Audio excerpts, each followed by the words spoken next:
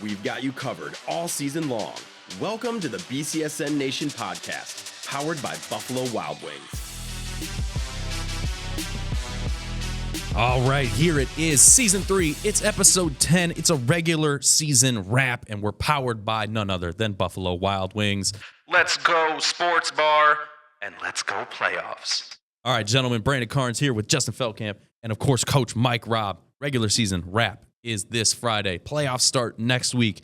Is there a team you see that has the most to gain in the final week of the regular season? Mike Robb, you go ahead and go first, buddy. You know what? I'm going to say it's the St. Francis Knights. You know, Okay. they need to continue to keep the pace that they're on right now if they're going to want to go out and win a couple playoff games. Sure. They are in a really tough region, and their defense impressed me. So I think if they continue to play the way they are, then this week is going to set them up for a good next 2 weeks. Yeah, came out, got some good stops against Central Catholic, proved their mettle a little bit. Justin, you got a team that's standing out? So the way I would interpret most to gain would mean that you're a good team and you've got a chance for a legit win against a fellow good team. Because if you beat a team who's 0-9, you're not gaining computer points, anything. whatever that may Yes. be. Yeah.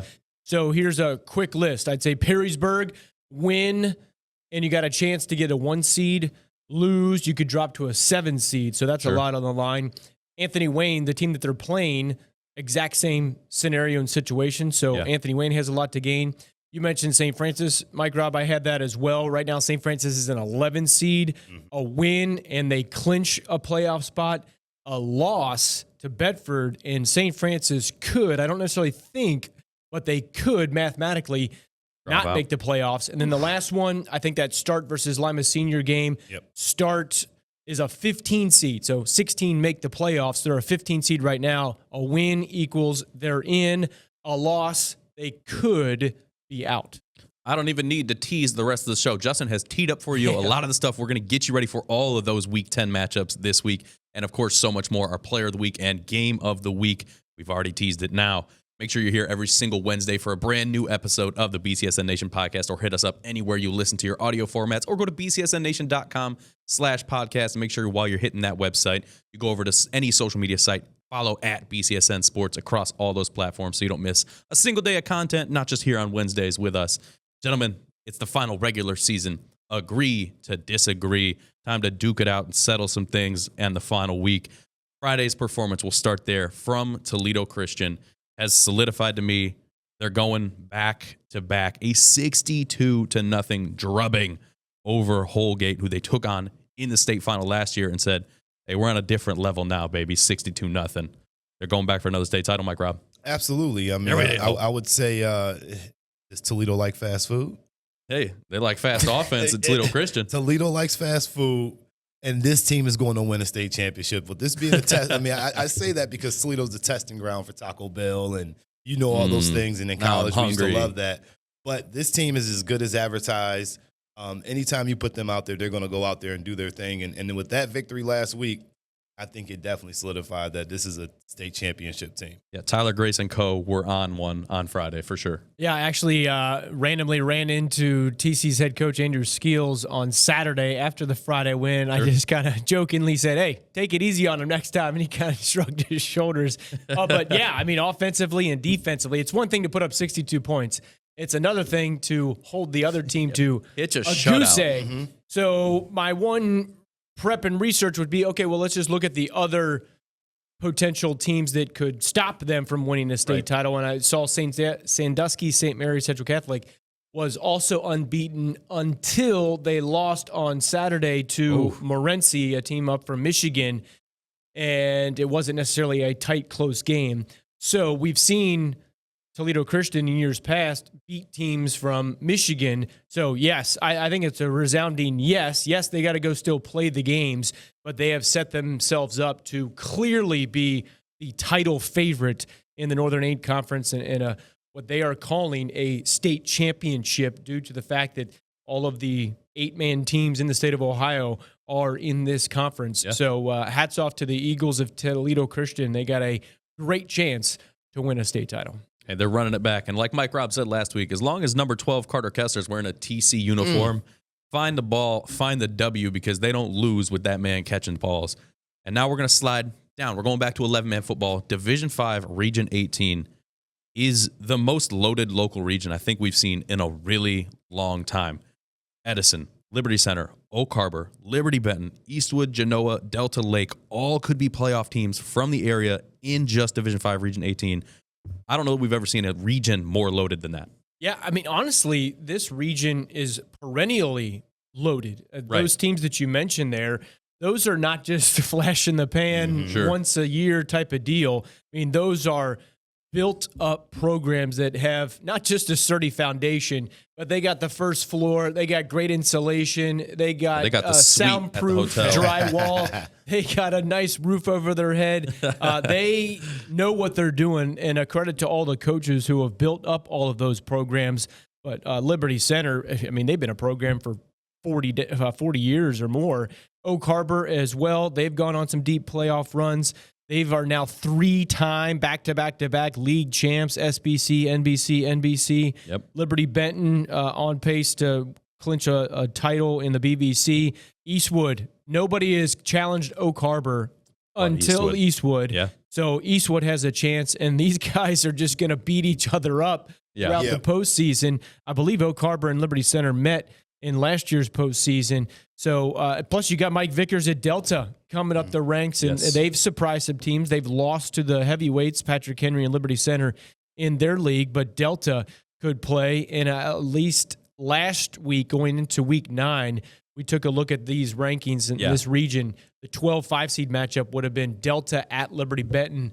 That would have been an awesome matchup, and it could come to fruition, if not the first round, maybe on down the line. So I love when we have the local versus local in that region. Yeah, Delta and Lake both with opportunities still to make sure they are playoff teams as well. So a completely loaded region is Division 5 Region 18. We'll see how that shakes out going into week 1 of the playoffs. I'm sure we'll talk more about it next week. But now we got to talk about our player of this week. We're going to our Family House Player of the Week. Do it, Cisco.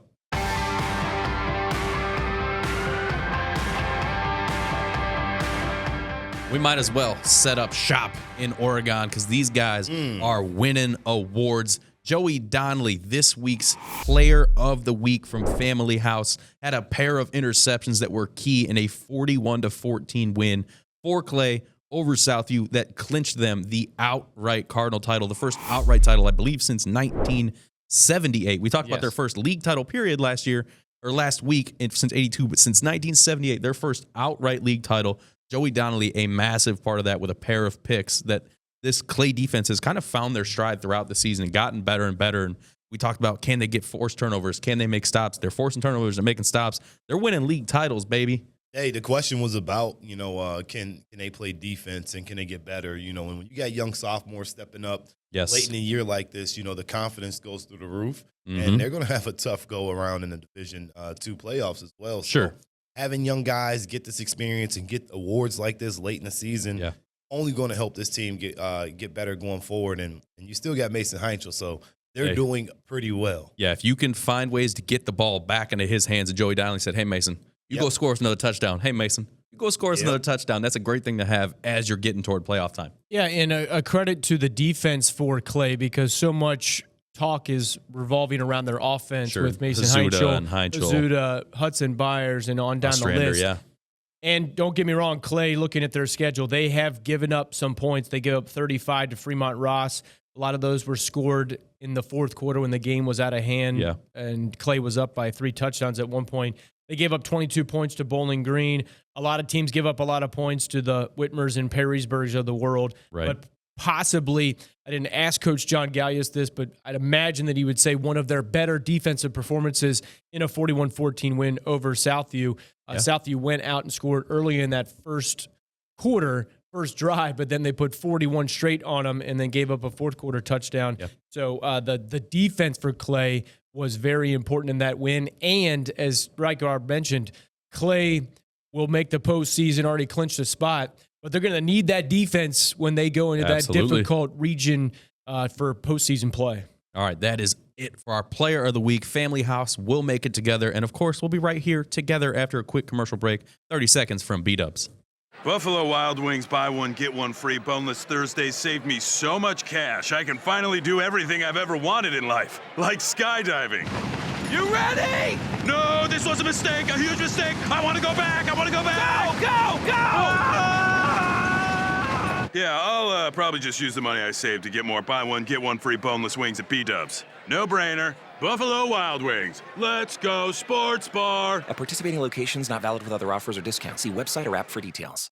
All right, enough with week 9. It is week 10 time, regular season wrap up, and there is a City League title to be won 2 years in a row now. The Spartan Battle, Lima Senior and Start this year at Start. Lima Senior comes in 9-0, undefeated in the City League. Start 6-3, 5-0 in the City League. A huge battle and a massive test for the Start Spartans to stop this seemingly unstoppable offense at Lima Senior. Janias Hall's stats, Mike Robb's talked about him all season. He's got 4,100 plus yards passing. He's got 55 touchdowns already this season, and he's got a whole lot of weapons to do it with. A tall task for Start this weekend. Yeah, Start's got their hands full for sure going up against Janias Hall and these boys from Lima. You know, they play excellent football, and I had a chance to talk to him a couple times and talk to people around him in his program. And one thing about them is they feel quite disrespected. And a lot of it comes from because, you know, they know that they can play with the top teams, and they feel like, you know, playing in the City League is a step down from playing in the track for over 10 years and then not having to play against that competition. So they come with the mentality of, hey, we're going to eat what we kill. You know, so they're going to put out any team in front of them, and they're going to try to put up as many points as possible. And we've seen that happen when they put up 79 points in the first half over teams like Waite. 59 points up on Woodward. But it's going to be a little bit different this week, and for a reason. You know, Marvon Thompson and company, these guys know how to play football extremely well. Coach Nate James has gotten better over the years. I feel like last year he's kind of come into his own. This year you can see the progression with his team, how they play for him, and how they've kind of settled in on their penalties. So for Lima Senior to go out here and win, they're going to need to come out here and score points like they have all year. But the defense is going to be a little bit different that they're going to see this week because Spartans, the Start Spartans. Got to clarify. Yeah, they got to clarify that one. The Start Spartans defense, they play extremely well. I've covered them about 3 or 4 times this year.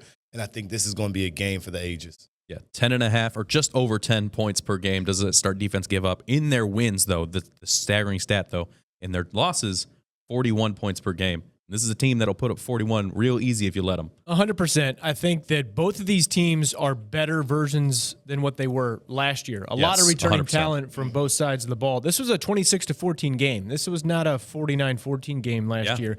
So keep that in mind. A couple stats here. Neither Lima nor Start has beaten a team with a winning record over the course of 9 weeks, FYI. Lima is a 9 seed, and they're playing the disrespect card, and I have no fault in that at all. That's what you want to do to try to motivate. Put the chip on your shoulder. 15 to 18-year-olds. Looking at their region, they are 9-0. They are currently the 9 seed. So there are 6 teams that are 7-2 who are ahead of them in the playoff rankings. If the playoffs started right now, a 9 seed would play the 7 seed. That would be Lima Senior at Hamilton-Baden. A couple years ago, Hamilton-Baden made a trip all the way to the state championship game, I believe. Definitely the state semifinals, maybe the state championship game. So they are grouped. Lima Senior, I guess you'd have to ask them whether they'd prefer to be in the Northwest Ohio region, but the region that they are in is basically Cincinnati and Dayton area teams. So they'd be traveling south at some point along I-75 as they continue their postseason. But there's going to be speed all over the field for this, the de facto City League championship game. Start, as I mentioned, a 15 seed. They cannot turn the ball over. And 100%. I remember Coach James telling me at the beginning of the year that he said that, hey, if we take care of the ball, we can hang with teams. We can maybe punch above our weight a little bit. So they're going to have to do that. But calling out some names here, Marvon Thompson, Jonah Tall, Preston Edwards, DeAndre Hood, Ja'Kai Jefferson, all of them are going to have to do the right things, the little detail stuff. And yes, maybe break a 43-yard touchdown run or have a great catch and convert a third down.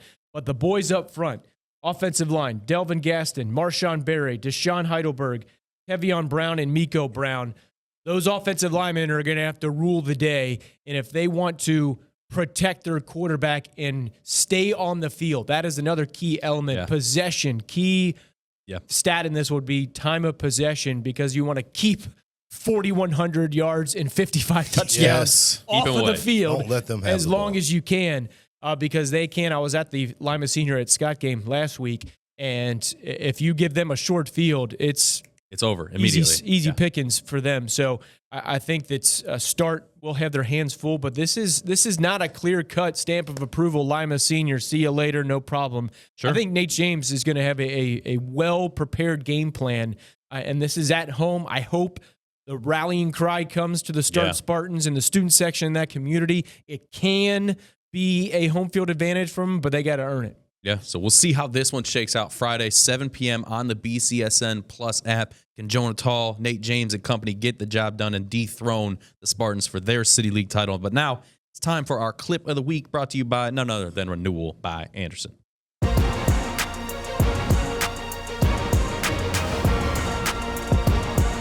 We're going to the Glass Bowl. It is Central Catholic St. Francis last Friday, 4th down and 3. The backup quarterback has to step in. It's Ali Beydoun on 4th and 3, delivering a strike for the touchdown to help. Going to Lavelle Stokes, the third there for the touchdown, helping St. Francis. At this point, only a 14-7 game. St. Francis was hanging in there with it. Central now expands that lead, 21-7. And you'll see once we get back to that first shot, Central was hitting these slants and short routes throughout the night. So you watch the bottom of the screen, hits the slant, little movement to the shoulders, and then he's gone. Little sluggo for your 4th and 3. Great time to call it, right? You're going to jump a 4th down and 3 slant route, turn that into a touchdown. Ali Beydoun's your guy, Mike Robb. Yeah, no doubt. This is a huge moment right here for the young sophomore. He's gotten the game a few times earlier this season. He's gotten in during that DCC game that they lost. That was a tough loss when Isaiah Fox went down. And Isaiah went down again here, and he steps in. This is a young guy who's developing really fast at a high rate. He spends a lot of time in the offseason working, grinding when people aren't looking, and I feel like people are surprised that he's doing this. This is what he does. I've seen this kid do this since he was in 5th grade, so not surprised by him coming out here having the poise. His dad does a really good job of making sure he stays locked in. Yeah. And Coach Dempsey, having confidence to go with the sophomore to step in and throw a pass like that and just air it out. That's also that impressive. says a lot, right? When you got Coach Dempsey of all people's trust to come in on 4th down and, hey, go put this thing in the end zone. I know you got it in you. I love the way you can see it on the clip where he gives that little shoulder fake, does a really good job of resetting his feet and just letting that thing fly. Ali Beydoun, our clip of the week, brought to you by Renewal by Anderson. You want more just like this one? Head over to our TikTok at BCSN Sports. Help us get to 10,000 followers. And now, hey, you know what? We already talked about Clay. Let's go back to Clay, our Unison Health student section of the week. Unison Health, a proud sponsor of high school athletics here on BCSN. And they get the belt. They got the Player of the Week medal 3 different times. You know what? Let's give them the belt. Complete the set. Taking on Rogers this Friday. Student section of the week belt. Close out the regular season with whatever your best theme is going to be for the season. They're currently 7th in Region 6. Could move up all the way to 5th. So they need the support of that student section. And who's going to be out there? You said Sherwin? Yes, sir. Sherwin's bringing the belt, so be ready for the belt out there, Eagle Nation. Now, back to Week 10. Eden at Ottawa Hills. Taction is in full effect. We talked about a league title in City League. Now it's time for a league title in the TAC. Eden, 9-0, coming to the Village to take on O-Hills, 7-1. Both teams unbeaten in the TAC, Justin. Let's get it. Last year, Ottawa Hills won this game 54-7. Let's do it again. Eden went 7-5. So they made the postseason, Eden did, and won a playoff game. Yeah. Lost in the second round.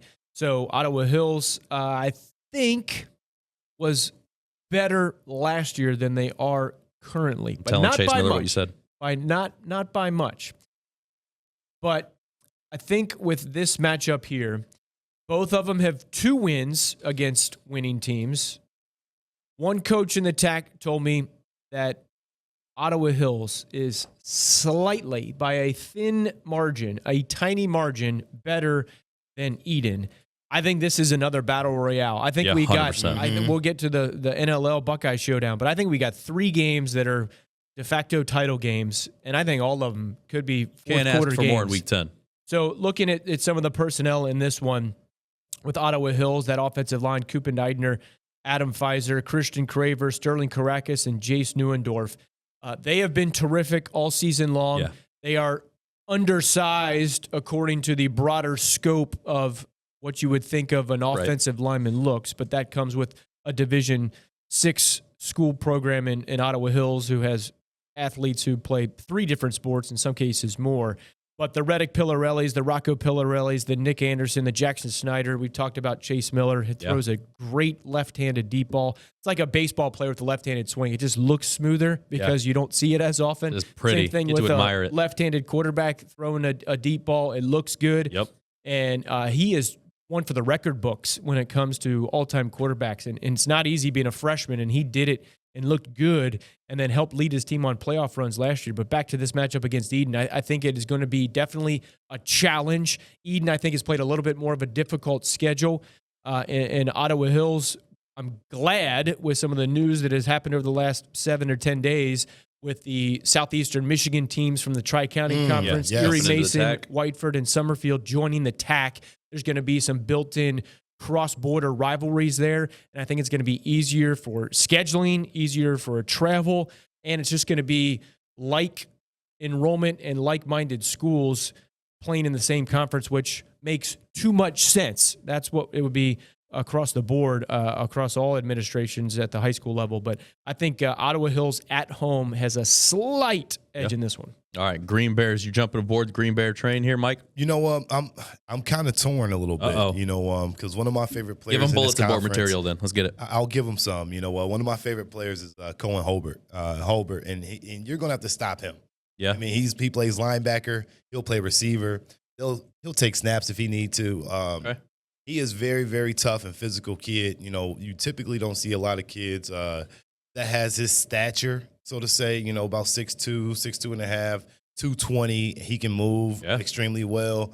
That's going to be tough for a lot of kids to tackle and handle all week long. So I do think that, you know, the run game for Ottawa Hills is at an elite level for this conference. Yeah. And they're going to have to find a way to stop the opposite, which is the passing game.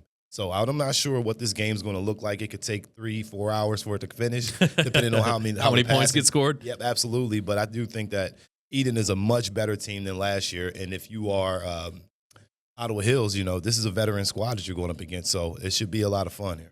Yeah, so another great de facto league title. That's Friday, 7 p.m. on the BCSN Plus app. If you can't make it out to the Village, make sure you make it there. But now it is time for our Game of the Week, brought to you by Dunn Chevy in Oregon. Cisco, hit it.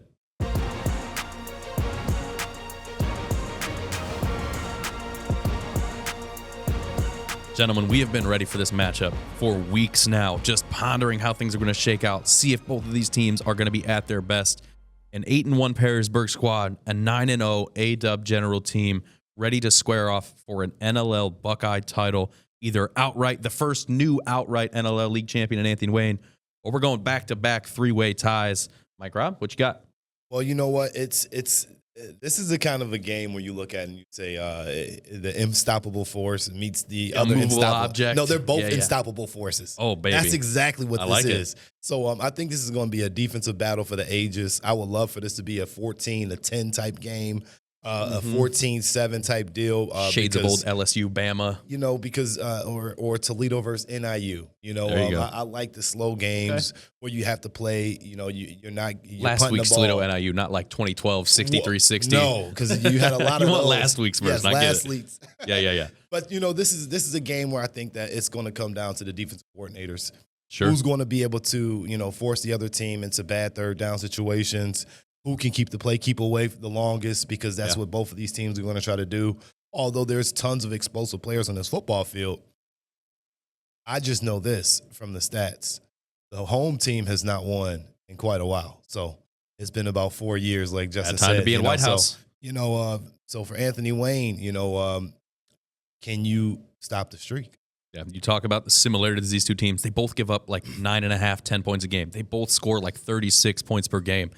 And even Coach Dirk Connor last night on Sports Night, they talked about similarities between the teams, between the communities, the respect they have for each other. Josh Tackett's called it the Ohio State Michigan of Northwest Ohio high school football. I'm ready for this thing to shake out. I'm ready for Friday night already. Yeah, the road team has won this game the last 4 years. Coach Andy Brungart, in his 8 years, now 9th year, his record against Perrysburg is 6-2. And keep in mind, Andy Brungart is a Perrysburg alum. And he coached for 10 years under Matt Kriegel at Perrysburg as a coordinator. So he's got a very personal tie to this rivalry that has grown in popularity and meaning really in those 8 years since Brungard stature of the games has been there. And you listed off some of the stats there, Brandon, with how close this matchup is. And like I looking kinda, at a mirror. Yeah, and I kind of looked at that exactly with the quarterback, the matchup to matchup. Josh Tackett's quarterback for Perrysburg, Grant Kinney, quarterback for Anthony Wayne. Maybe a slight edge to Grant Kinney there. Yeah. Then wide receivers, Dominic Woods versus a wide receiver committee for Anthony Wayne. Kind of a toss-up there. Running back committee for Perrysburg versus Braden Gardner for Anthony Wayne. Maybe a slight edge to Braden Gardner because of his explosiveness and what we've seen over the course of 9 weeks. Carroll had a heck of a game last week. Correct. And then Joe Cini, linebacker, versus Kyle Weimer, a linebacker for Perrysburg and Anthony Wayne, respectively. It's going to come down to the nitty-gritty in this one. The games not necessarily have kind of been close. Some of them have over the course of those 8 years that I was referencing with Coach Andy Brungard, but there have been games where people like us thought that Anthony Wayne should win and Perrysburg won the game, and then vice versa. So this game, in many ways, can be a toss-up, and it's going to be, okay, who can be resilient, who can maybe take a gashing of a 62-yard touchdown run or pass. One or two big plays. They give that up. But then how do they respond? 100%. And we've seen that matchup with Anthony Wayne and Whitmer, where Whitmer took a shot and couldn't bounce back. Yeah. But then we saw Whitmer bounce back and beat Perrysburg. And one key element of this game, I think, is the play calling, because Coach Dirk Connor told me that sometimes in that game where Perrysburg lost to Whitmer, Perrysburg's offense just tried to shove it down their throat and run the ball, and Whitmer stopped him. So maybe a little more creativity, not such a, okay, we line everybody up at the line of scrimmage and we get a fullback leading in and we just go power it in. It might not be that easy, or it might not be that simplistic when it comes to the play calling for Perrysburg. All right, you've heard our takes. We want to know who you think is going to win. Head over to our Twitter page, hit our Game of the Week poll up. That closes tomorrow at noon, but now it's time to head back in time. One of our top 20 male athletes of the BCSN era is Chris Wormley, a dominant force for the Whitmer Panthers, a dominant young man in the community for Washington Local, 3-time All-Team First Ohio, was a shot put school record holder, a discus state placer, a shot put state placer. He's in the Whitmer Athletics Hall of Fame, went on to Michigan, where his senior season, 66 tackles, 19 tackles for loss, 11 sacks, an insane season for Michigan, his senior season, 85 career games in the pros for the Steelers, Ravens, and Panthers, 11 career sacks, 81 tackles, an amazing athlete, an amazing person for the community for Washington Local. That's one of our top 20 male athletes of the BCSN era in Chris Wormley. We'll be right back in 30 seconds after an ad from Buffalo Wild Wings. I've saved so much money enjoying Buffalo Wild Wings BOGO half-off traditional wing Tuesdays. I can finally afford everything I've ever wanted in life. Wings. All I ever wanted was more wings. So yeah, buy one, get one half-off traditional wings is the perfect deal for me and my lifetime yearnings. I value it more than literally anything. Buffalo Wild Wings. Let's go sports bar. At participating locations, not valid with other offers or discounts. See website or app for details. Let's go sports bar. Let's go into our games list. Technical difficulties, don't you worry. We got you. We're back. We're good. All right, games list. Let's see the games list. We'll see what's going on this Friday. First of all, we got Thursday night, Woodward at Waite. Yes. Somebody is getting their win for the first time this season. That'll be at 6 p.m. on BCSN. And then we've got game day tailgate heading out to White House for Perrysburg A-Dub. The TC, or the Ottawa Hills Eden TAC Championship, the City League Championship, Lima Senior Start. And then we've got Southview Napoleon, Bedford. Mike Robb talked about St. Francis. Big implications going up there, or coming down here to take on St. Francis. Fremont Ross BG, Scott Bowser. Plenty going on this Friday to wrap up the regular season. Gentlemen, any quick takes? You got like 20 seconds. That's all I'm giving you. Woodward and Waite. That is the game to be at tomorrow night. I'm in. Make sure everybody pack the stands because it's going to be a doozy. All right, Fremont Ross at BG there on the screen. That game also has a lot riding on it when it comes to playoff points. And Bowling Green, how about Sean Kiss? Fantastic. They got a shot to go 7-3. Having a great Sean year. Kiss in his first year. Yes, he's been a part of the program for a while, but hats off to the Bobcats. See if they can finish out with a win. Fremont Ross is making some moves as well. There we go. Make sure you follow at Justin Feldkamp, at Coach_Mike Robb, at BCSN Sports, anywhere that you need all of your highlights, anywhere, everywhere, all the time. I'm right back here next Wednesday at 4 p.m. for playoffs. Playoffs? I'm Jim Morris Sr. here, but we're out. See you next week.